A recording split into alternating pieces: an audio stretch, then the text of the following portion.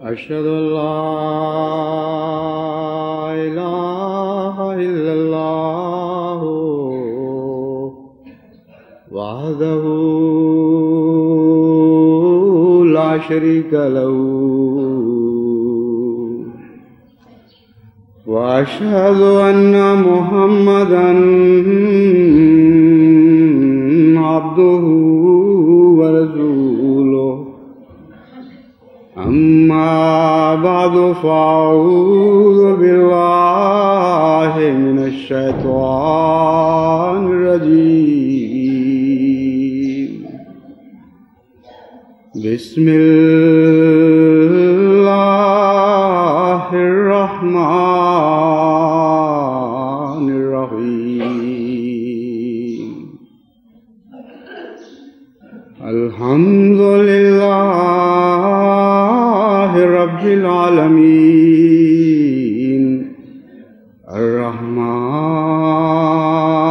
الرحمن الرحيم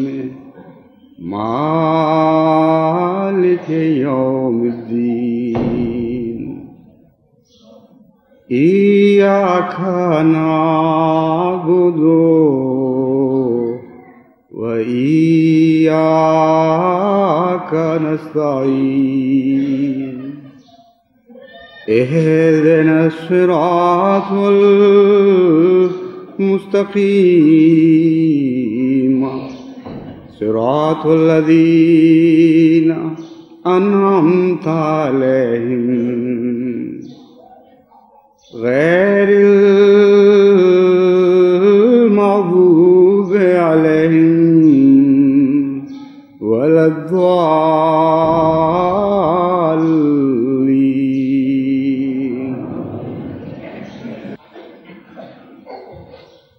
سال بسال جماعت احمدیہ کی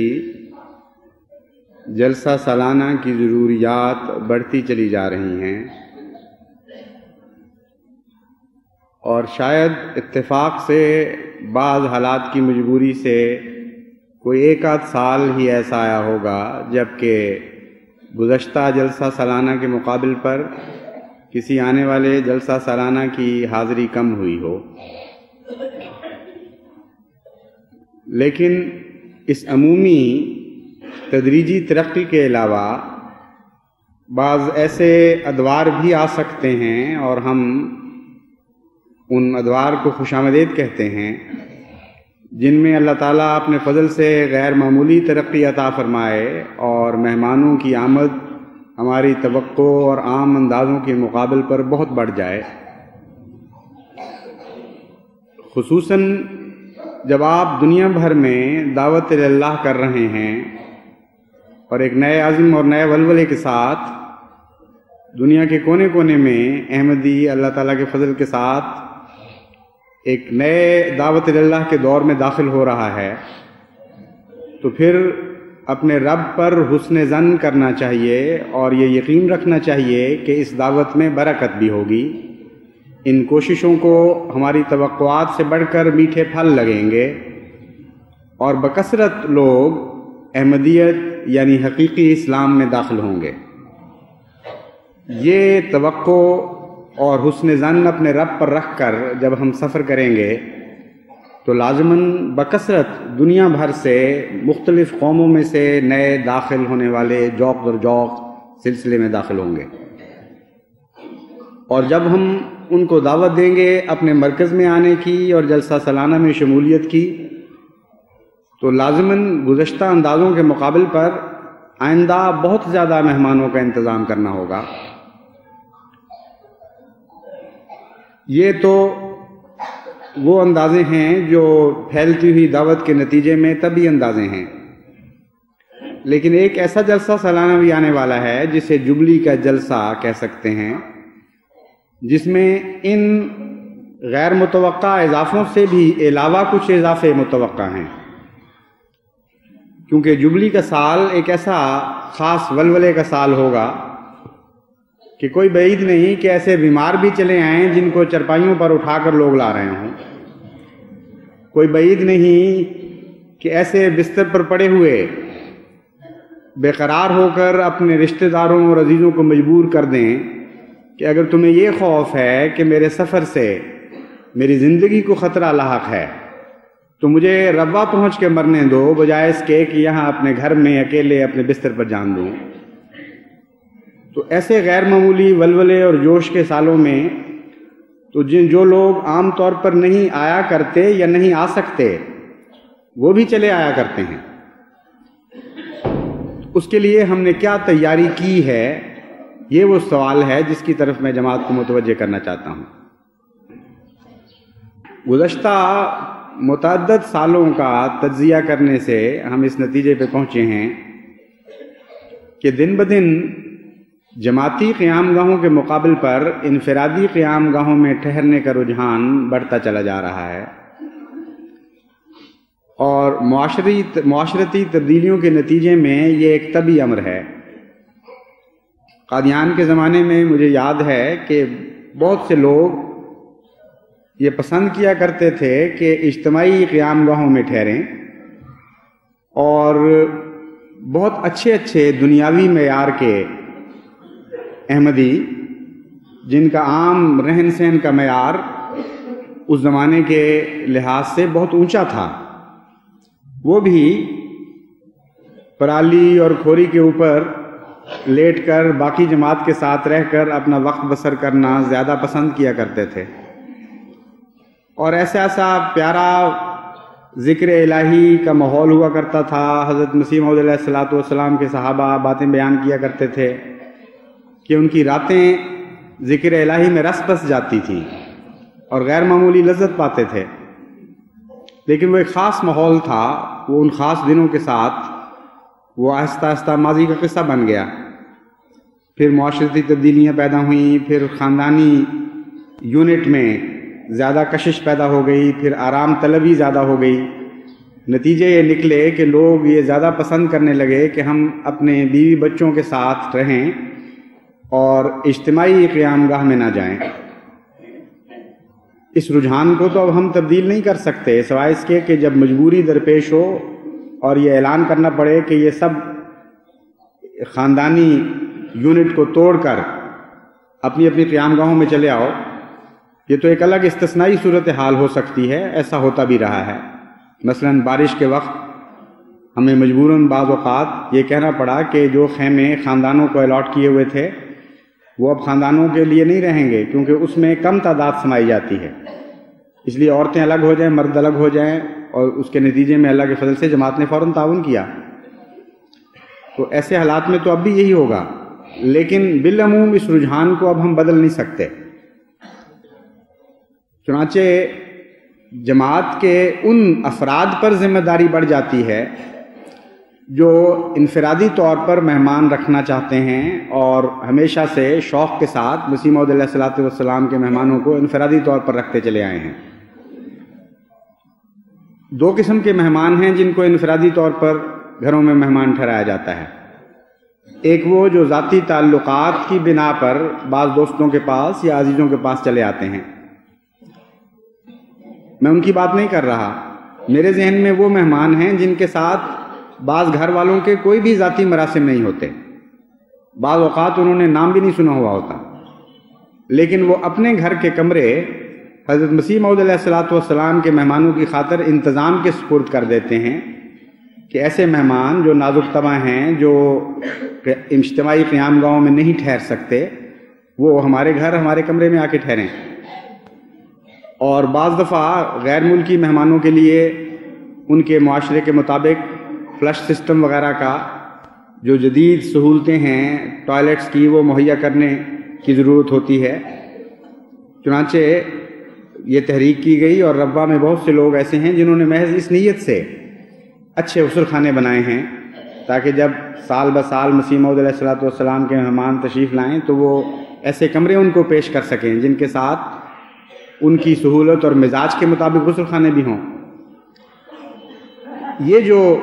ضرورت ہے پرائیویٹ قیام گاہوں میں اجتماعی انتظام کے تابع مہمان ٹھہرانے کی ضرورت، اس پر بہت زیادہ بوجھ پڑنے والا ہے۔ اس لیے اس کے دو ہی حل ہیں جو میرے ذہن میں آ رہے ہیں۔ اول یہ کہ جن لوگوں کے مکان بن چکے ہیں ان کو یہ تحریک کی جائے کہ اپنی ضرورت ہو یا نہ ہو محض للہ گھر میں ایسے کمروں کا اضافہ کریں جو خالصتاً جلسہ سالانہ کے مہمانوں کی خاطر تعمیر کیے جائیں، اور جہاں تک توفیق ہو ان کے ساتھ غسل خانے وغیرہ بھی ایسے بنائیں جن میں ایک زیادہ تعداد میں مہمان آسانی کے ساتھ اپنی ضروریات پوری کر سکیں۔ اس نیت کے ساتھ اگر گھروں میں ہر گھر میں ربوہ کے کچھ کمروں کا اضافہ ہو جائے تو اس سے ایک غیر معمولی سہولت مہیا ہو جائے گی۔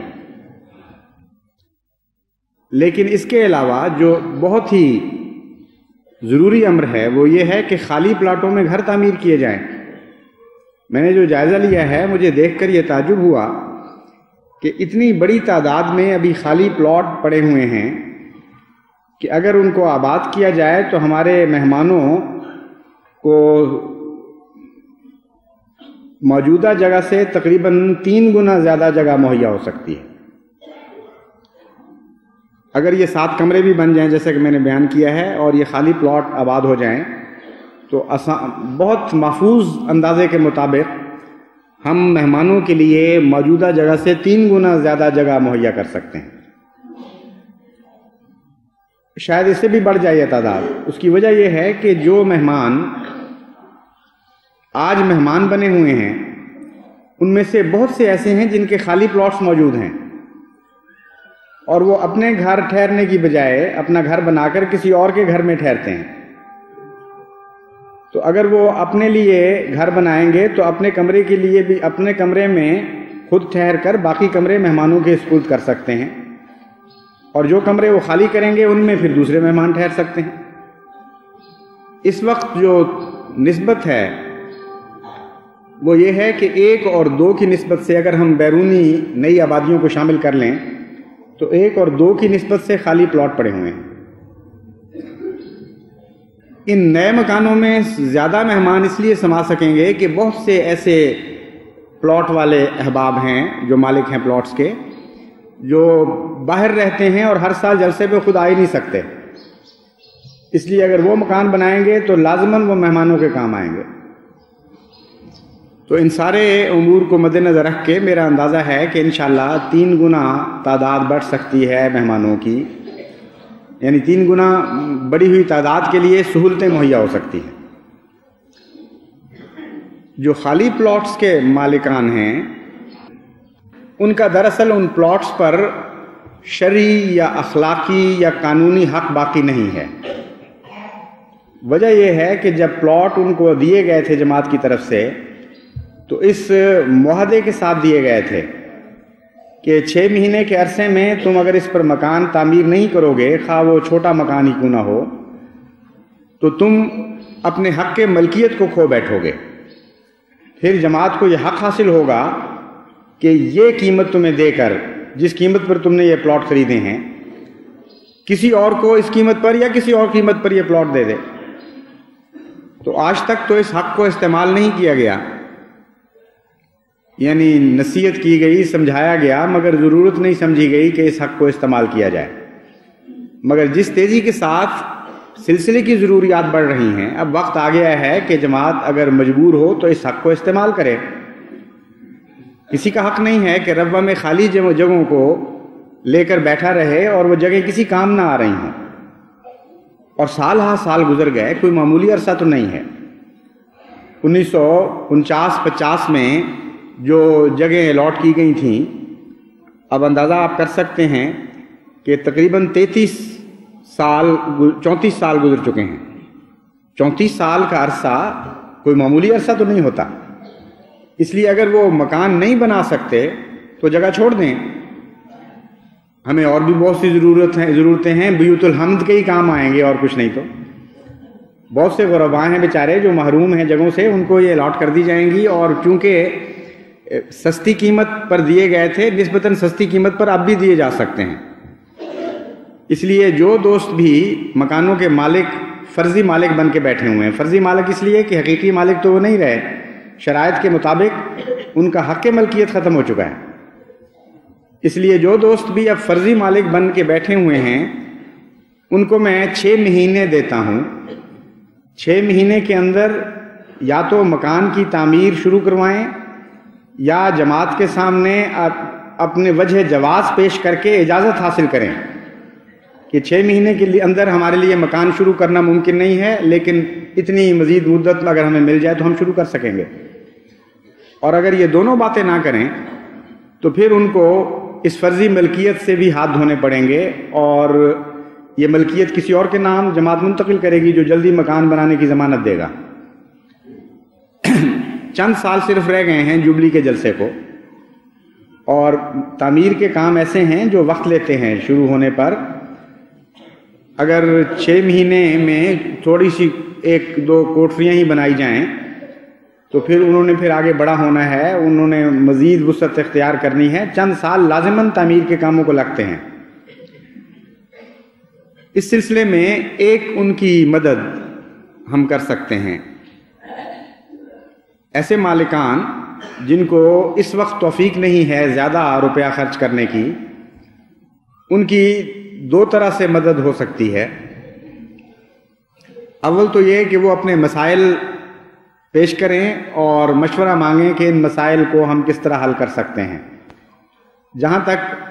جماعت کے وسائل ہوئے، جہاں تک توفیق ہوئی، انشاءاللہ تعالی ایسے معاملات میں جو واقعی اپنے اندر جواز رکھتے ہوں نرمی بھی کی جائے گی اور رہنمائی بھی کی جائے گی، اور جہاں تک ممکن ہوا مدد بھی کی جائے گی. دوسرا پہلو یہ ہے سستے مکان تعمیر کرنے کے لیے انتظامات کرنا. اس سلسلے میں کچھ کام تو ایسے ہیں جو پہلے ہی شروع کیے جا چکے ہیں. کراچی میں ہمارے ایک احمدی انجینئر ہیں معمر دوست سید غلام مرتضیٰ شاہ صاحب، جنہوں نے مشرقی پاکستان میں سستے مکان بنانے کا ایک منصوبہ شروع کیا جو سیمنٹ کے بغیر اور پکی اینٹوں کے بغیر بنائے جاتے ہیں، لیکن ان کے اندر سٹینگ پاور یعنی باقی رہنے کی طاقت اتنی ہے کہ مشرقی پاکستان کے سیلابوں کو بھی وہ برداشت کر گئے اور وہاں کی بارشوں کو بھی، باوجود اس کے کہ ان میں کوئی سیمنٹ استعمال نہیں ہوا تھا. تو ان سے میں نے ملاقات کی تھی. وہ بہت معمر ہو چکے ہیں اور ان کے لیے چلنا پھرنا بھی مشکل ہے، مگر ذہن ماشاءاللہ بہت روشن ہے، اور وہ تکلیف کر کے ملاقات کے لیے تشریف لائے اور تمام پہلوؤں پر ان سے گفتگو ہوئی. اور جہاں جہاں وہ مکان بنے ہوئے ہیں آج موجود ہیں ان کی تحقیق کے لیے مقرر کیا جا چکا ہے کہ دوست انجینئر جائیں اور ان کا جائزہ لیں.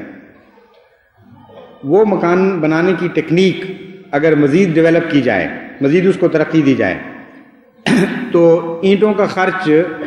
نصف سے بھی کم بلکہ 1/3 رہ جاتا ہے. اور اس کے علاوہ ایسے مکان گرمیوں کے نقطہ نگاہ سے بہت ٹھنڈے اور بہتر ہوں گے. اور ان کا یہ فرمانا تھا کہ ان مکانوں کے اوپر 2 منزلیں بھی بنائی گئی ہیں اور وہ ٹھیک ہیں. اسی طرح یہ جائزہ بھی لیا جا رہا ہے کہ سستی چھتیں کس طرح بنائی جا سکتی ہیں، دیر پا اور سستی اور ہمارے موسم کے لحاظ سے ٹھنڈی رہنے والی چھتیں. چنانچہ ہمارے احمدی انجینئرز نے اس سلسلے میں بھی کام شروع کر دیا ہے. بعض ایسی کمپنیاں بھی علم میں آئی ہیں جو بہت تیز رفتاری کے ساتھ وسیع پیمانے پر مکان بنا کر دیتی ہیں اگر ان سے ٹھیکہ کیا جائے. اور ایک مکان جو 800 مربع فٹ کا ہو وہ تقریباً 75 سے 80 ہزار روپے تک اگر ان سے ٹھیکہ ہو تو وہ بنا دیں گے. اور عام غریبانہ ضروریات کے لیے 500 مربع فٹ تک بھی مکان کافی ہو سکتا ہے. اور کمروں کی ساخت اس طرح بنائی جائے کہ ایک کمرے میں گھر سمٹ جائے اور جلسے کے لیے ایک وسیع کمرہ خالی کر دیا جائے اور ساتھ ان کے غسل خانہ ساری چیزیں شامل کر کے یہ اندازہ ہے. تو اس کمپنی سے بھی گفت و شنید کی جا رہی ہے. اگر ایسے احمدی احباب جو اس اسکیم میں شریک ہو کر اپنا مکان بنوانا چاہیں وہ اپنے ارادے سے مطلع کر دیں تو پھر بیوت الحمد کے مکانوں کے علاوہ ایک بڑی تعداد ان انفرادی مکانات کی ایسی مل جائے گی جس کے نتیجے میں بڑی کمپنیاں کام کو ہاتھ میں لینے پر آمادہ ہو سکتی ہیں۔ علاوہ ازیں بھی میں احمدی انجینئرز کو ایک دعوت عام دیتا ہوں کہ جماعت احمدیہ کی خصوصی ضروریات اور ربوہ کے ماحول اور ربوہ کے معاشرے اور ربوہ کے مہمان نوازی کے تقاضوں کو مد نظر رکھ کر وہ نسبتاً سستے، مضبوط، سادہ مگر آرام دہ گھر تجویز کریں، اور اگر ایکسپیریمنٹل ضروریات کے لیے یعنی تجرباتی ضروریات کے لیے کچھ رقم کی ضرورت ہو، کچھ پلاٹس کی ضرورت ہو تو جماعت اس کے لیے تیار ہے۔ یہاں ربوہ میں انشاءاللہ تعالیٰ ان کو سہولتیں مہیا کی جائیں گی، وہ تجربتاً چھوٹے مکان بنا کے دکھائیں اور جو اللہ تعالیٰ نے ان کو ذہنی جلا عطا فرمائی ہے اس کو خدمت دین میں استعمال کریں۔ تو جہاں تک مکانات کا تعلق ہے، میں سمجھتا ہوں آئندہ چند مہینے میں ہم ذہنی طور پر اس بات کی تیاری کر لیں گے کہ کس قسم کے مکان بننے چاہیے اور سستے سے سستے کس طریق پر مکان بنائے جا سکتے ہیں۔ جہاں تک اپنی ریسورسز، اپنے ذرائع آمد کو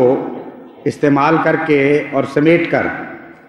نئے مکانوں کے لیے سرمایہ مہیا کرنے کا تعلق ہے، تمام مالکان، خالی پلاٹس کے مالکان ابھی سے ان باتوں پر غور شروع کر دیں اور جہاں تک ممکن ہو اپنے لیے سرمایہ مہیا کرنے کی کوشش کریں، کیونکہ جیسا کہ میں نے بیان کیا ہے جماعت کی ضروریات اب ان کی ذاتی ضروریات کا انتظار نہیں کریں گی، اور نہ یہ ہو سکتا ہے مزید،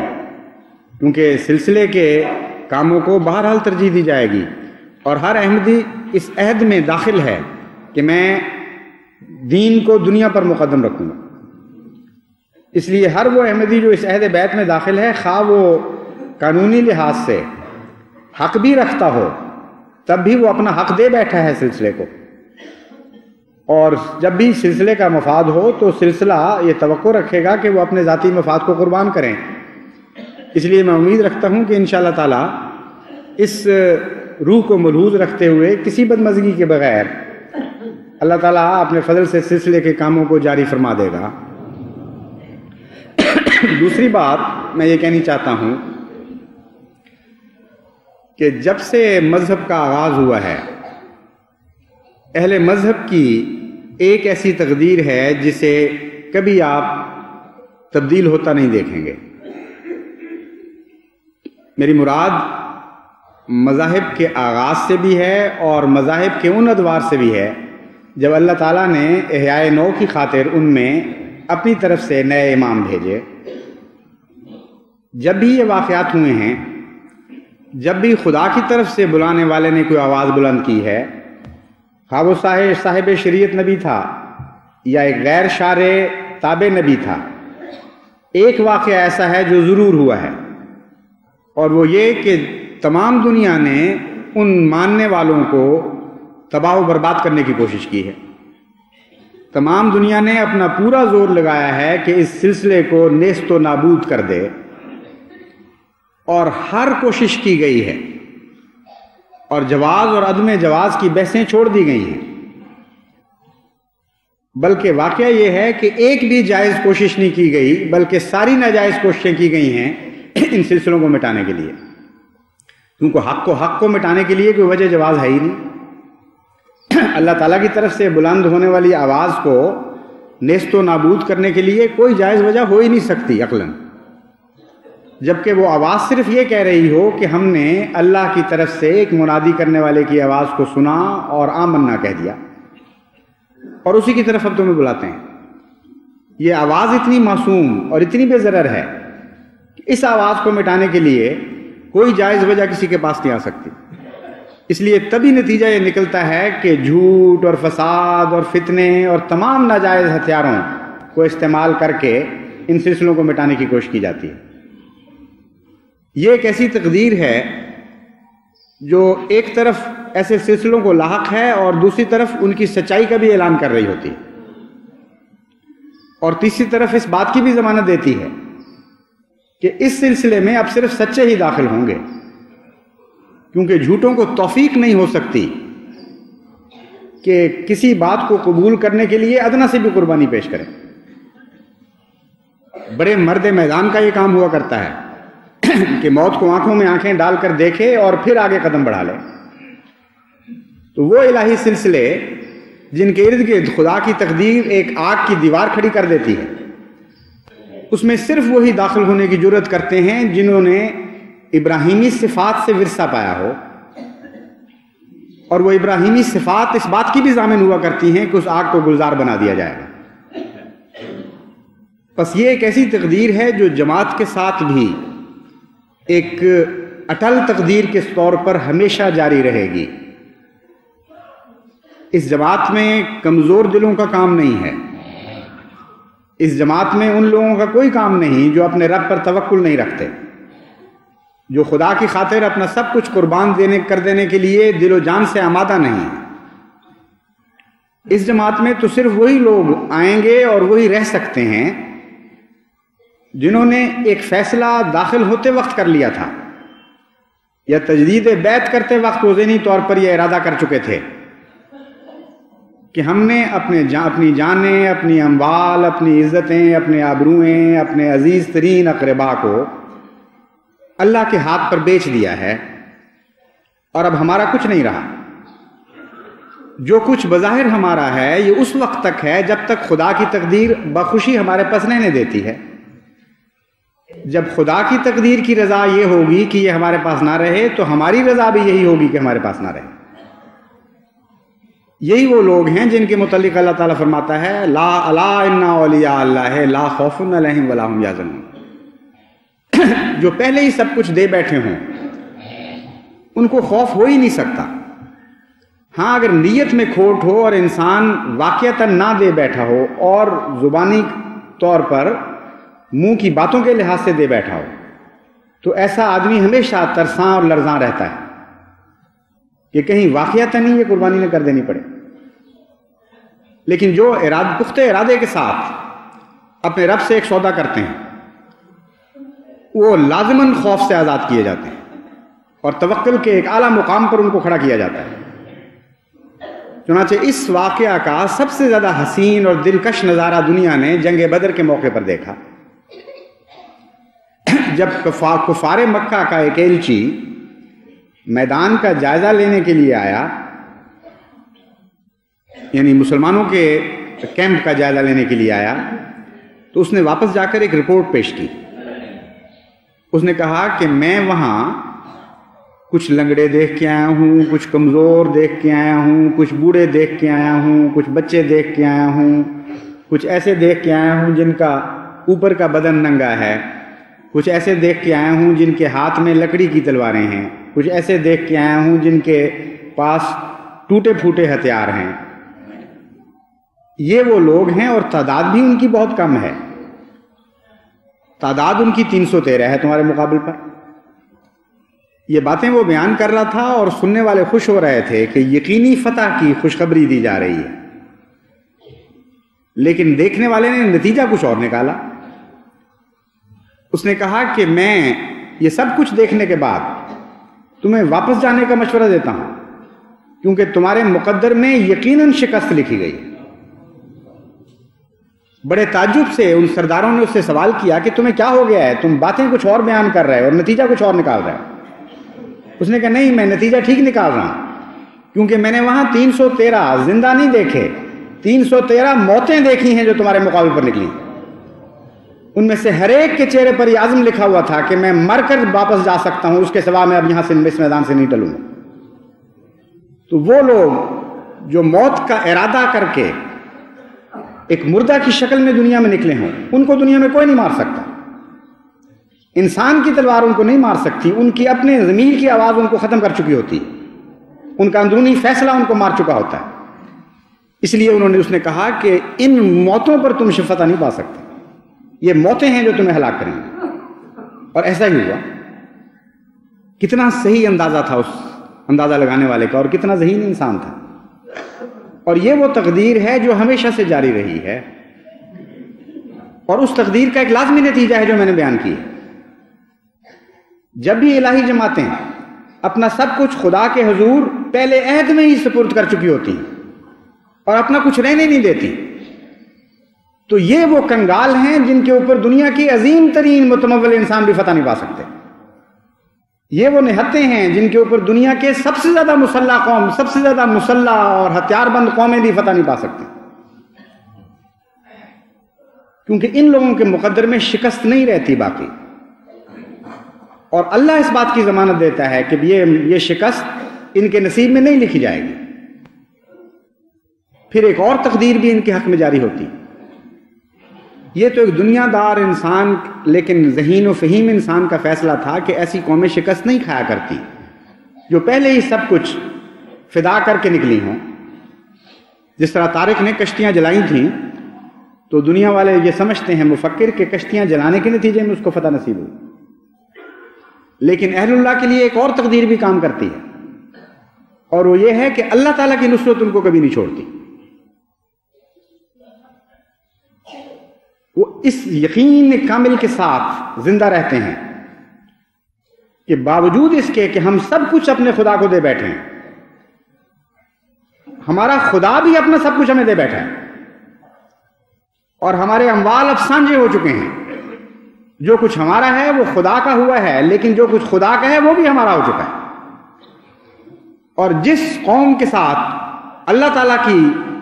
قوت اور غلبے کی تقدیر شامل ہو جائے، اس قوم کو دنیا میں کون شکست دیا کرتا ہے؟ کون شکست دے سکتا ہے؟ اس لیے اس یقین کامل کے ساتھ وہ قومیں زندہ رہتی ہیں، اور یہ یقین ہمیشہ سچا نکلتا ہے. مڑ کر آدم کے آغاز سے لے کر حضرت محمد مصطفیٰ صلی اللہ علیہ وآلہ وسلم کے زمانے تک کی، اور پھر اپنے زمانے میں اپنی تاریخ کا مطالعہ کر کے دیکھیں، کس دن خدا نے اپنے ان کمزور بندوں کو اکیلا چھوڑا ہے؟ کس دن خدا نے اجازت دی ہے کہ ان نہتے درویشان الہی کو دنیا والوں کو شکست دینے کی توفیق ملے؟ کبھی ایسا نہیں ہوا، نہ کبھی آئندہ ایسا ہوگا. اس لیے میں آپ کو یقین دلاتا ہوں کہ دعاؤں سے کام لیں. ہمارا ہتھیار دعائیں ہیں، ہمارے تمام اسباب کا شہتیر دعائیں ہیں. یہ اسباب کے بالے اس دعا کے شہتیر پر لٹکے ہوئے ہیں. اگر دعاؤں سے آپ غفلت نہیں کریں گے، اگر آپ کا توکل کامل ہوگا، تو میں خدا کی قسم کھا کے کہتا ہوں کہ اللہ تعالیٰ کی نصرت آپ کو کبھی نہیں چھوڑے گی. یہ ایک اٹل تقدیر ہے جو لازماً آپ کے لیے ظاہر ہوگی، اور پہلے بھی ہمیشہ ظاہر ہوتی رہی. خدا ایک ایسا وفادار دوست ہے کہ دنیا میں اس جیسی وفا کبھی کسی نے نہیں دیکھی. وہ ایک ایسا طاقتور دوست ہے کہ اس کے مقابل پر دنیا کی ساری طاقتیں ہیچ ہو جایا کرتی ہیں، اور اس طرح جس طرح سیلاب کے مقابل پر تنکے بہ جاتے ہیں، اس طرح دنیا کی طاقتیں ان خدا کی طاقت کے مقابل پر بہ جایا کرتی ہیں. ان کوئی نشان نہیں مٹتا. کبھی وہ خاک بن کر اڑ جاتی ہیں، کبھی وہ اپنی ہی آگ میں بھسم ہو جایا کرتی ہیں. ہزار تدبیریں ہیں خدا کی ایک تقدیر میں جو اپنا کام کر دکھایا کرتی ہیں. اس لیے آپ ثابت قدم رہیں، آپ اپنے توکل کے مقام سے نہ ہٹیں، آپ اپنی دعاؤں میں انتہا کر دیں، پھر دیکھیں کس طرح میرے مولا کی نصرت آپ کی مدد کے لیے دوڑی چلی آئے گی. چند دن صبر کر کے دیکھیں، لازماً یہ نظارہ آپ دیکھیں گے کہ یہ جو آفات و مصائب کے بادل ہیں جو خون برسانے کی دھمکیاں دے رہے ہیں، انہی میں سے قطرات محبت ٹپکیں گے آپ کے لیے. ان جان لینے والوں میں جان فدا کرنے والے دوست آپ کے لیے پیدا ہوں گے. اور احمدیت کے غلبے کی تقدیر اٹل تقدیر ہے، اس نے جاری و ساری رہنا ہے، اور کوئی دنیا کی طاقت نہیں جو اس تقدیر کو بدل سکے.